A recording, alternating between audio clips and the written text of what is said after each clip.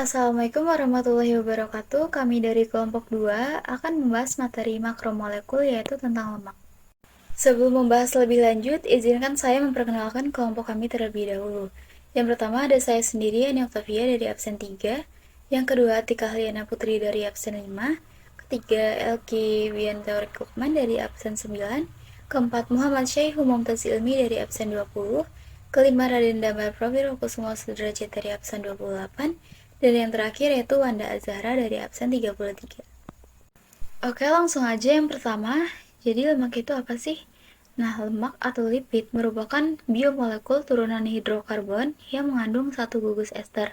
Nah, jadi lemak adalah ester gliserida dengan atom C lebih dari 10 yang terbentuk dari reaksi esterifikasi antara asam lemak dan gliserol. Baik, selanjutnya dilanjut dengan saya, Wanda Zahra dari absen 33. Di sini saya akan menjelaskan apa saja peran lemak. Peran lemak yang pertama yaitu adalah sebagai sumber energi. Lemak memberikan energi sekitar 2 kali lebih besar dibandingkan dengan protein dan karbohidrat. Peran lemak yang kedua yaitu adalah insulasi termal atau panas. Mamalia mempunyai lapisan lemak di bawah kulitnya yang berfungsi sebagai insulasi termal. Contohnya pada ikan paus dan anjing laut yang hidup di laut dingin. Peran yang ketiga yaitu adalah sebagai pelindung organ tubuh. Beberapa organ penting yang bersifat lembut seperti ginjal dilindungi oleh lapisan lemak. Yang keempat yaitu sebagai sumber vitamin makanan. Vitamin A, D, dan E hanya larut dalam lemak. Terus, peran yang selanjutnya adalah berperan dalam pembentukan sel-sel tubuh. Lipid juga memiliki peran penting dalam proses pembentukan membran sel, yang merupakan bagian integral dari setiap sel tubuh. Zat ini membantu mempertahankan kekakuan dan kekuatan membran sel, serta berkontribusi pada fungsi-fungsi seluler yang krusial. Peran selanjutnya yaitu pembentukan membran sel saraf. Fungsi lemak lainnya adalah membentuk dan menjaga keutuhan membran sel saraf. Nutrisi ini memiliki peran penting dalam menjaga agar fungsi saraf berjalan dengan baik. Selain itu, lemak juga berperan dalam memaksimalkan komunikasi yang efisien antara sel-sel saraf. Fungsi yang selanjutnya yaitu adalah produksi hormon. Beberapa hormon seperti hormon seks yaitu estrogen dan progesteron dan hormon kortisol diproduksi dari lemak. Hormon-hormon ini memiliki peran penting dalam regulasi fungsi tubuh. Dan yang terakhir yaitu mendukung sistem reproduksi. Fungsi lemak yang terakhir adalah mendukung sistem reproduksi. Nutrisi tersebut mencukupi membantu regulasi hormon reproduksi dan dapat mempengaruhi kesuburan dan perkembangan janin. Sekian dari saya. Selanjutnya ada jenis lemak berdasarkan jenis ikatannya. Yang pertama ada asam lemak jenuh. Asam lemak jenuh pada rantai karbonnya tidak terdapat ikatan rangkap atau bisa dikatakan seluruh ikatannya berupa ikatan kovalen tunggal saja. Asam lemak jenuh biasanya terdapat di dalam lemak hewani seperti daging, keju, telur, dan susu. Berikut ada struktur asam lemak jenuh, yaitu ada asam laurat yang berjumlah atom C 12, asam miristat yang berjumlah atom C 14, asam palmitat yang berjumlah atom C 16, dan asam stearat yang berjumlah atom 18.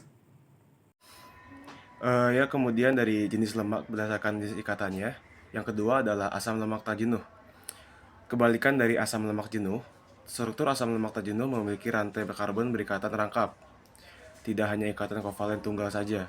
Asam lemak tak jenuh biasanya terdapat di dalam lemak nabati, contohnya seperti kemiri, alpukat, kedelai, dan kelapa. Di sini ada tabel yang berisikan contoh-contoh asam lemak tak jenuh. Selanjutnya ada tata nama lemak. Nah, pemberian pada lemak itu didasarkan pada asam lemak yang diikat, karena struktur lemak itu terdiri dari gliserol yang mengikat 3 molekul asam lemak. Nah, makanya didasarkan pada asam lemak yang diikat pemberian namanya. Nah, di sini itu ada aturan tata nama struktur lemak. Yang pertama itu, jika asam lemak yang diikat oleh gliserol berasal dari jenis yang sama, maka cukup menambahkan nama asam lemak setelah kata gliserol tri. Contohnya itu kayak di sini tuh gliserol tripalmitat. Nah, yang kedua itu kalau asam lemak yang diikat berasal dari jenis yang berbeda, maka penamaannya itu mengikuti urutan letaknya. Misalnya gliserol palmitos stearolet. Selanjutnya yaitu jenis-jenis lemak. Berdasarkan komposisinya, lemak bisa dibagi menjadi 3, yaitu lemak sederhana, lemak campuran, dan juga lemak asli. Setiap jenis tersebut memiliki struktur lemak yang berbeda-beda. Untuk lebih lanjutnya, mari kita bahas satu persatu. Jadi, yang pertama itu adalah lemak sederhana atau trigliserida. Seperti yang sudah dibahas sebelumnya, trigliserida merupakan bentuk lemak paling sederhana yang hanya terdiri dari gliserol dan 3 asam lemak, sehingga struktur lemak trigliserida juga sangat sederhana. Nah, contoh dari lemak sederhana itu sendiri yaitu ada malam atau plastisin, lilin atau wax, dan juga minyak. Selanjutnya adalah lemak campuran. Lemak campuran adalah gabungan dari struktur lemak dan senyawa lainnya yang bukan lemak. Contohnya adalah fosfolipid, yaitu campuran lemak dan fosfat. Fosfatidilkolin, yaitu campuran lemak, fosfat dan kolin, serta lipoprotein, yaitu campuran lemak dan protein.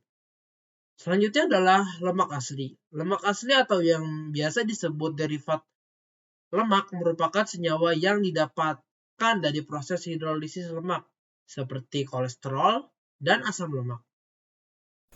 Sekian dari kelompok kami, mohon maaf apabila banyak kekurangan dari apa yang kami tulis maupun yang kami sampaikan. Semoga bisa bermanfaat bagi kita semua. Terima kasih. Wassalamualaikum warahmatullahi wabarakatuh.